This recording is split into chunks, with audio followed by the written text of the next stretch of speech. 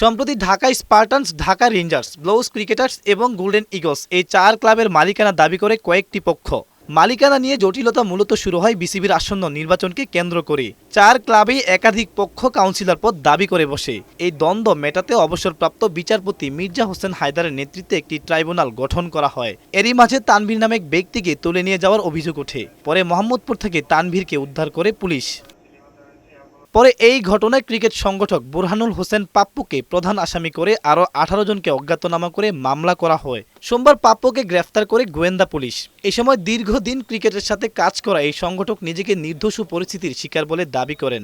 Cricket board জিন্দাবাদ। আমার ৩৫ বছরের ইতিহাসে সংগঠক হিসাবে আমাকে হাত করে পড়তে হয়েছে এই সময়। আপনি কোন ধরনের পরিস্থিতির শিকার ভাই? শুনানি হয়েছে, সেখানে আমি উপস্থিত হতে গেছিলাম, সেখানে আমাকে করা হয়েছে। আগামীকাল তাকে আদালতে তোলা হবে বলে জানিয়েছে পুলিশ। গোয়েন্দা শাখা থেকে তাকে আটক করে আমরা তাকে মামলার সঙ্গে জিজ্ঞাসাবাদ করব এবং জিজ্ঞাসাবাদ করে বিজ্ঞ আদালতে প্রস্তুত করব।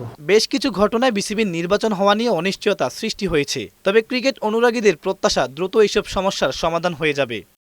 সোয়েফ আহমেদ, বৈশাখী সংবাদ, ঢাকা।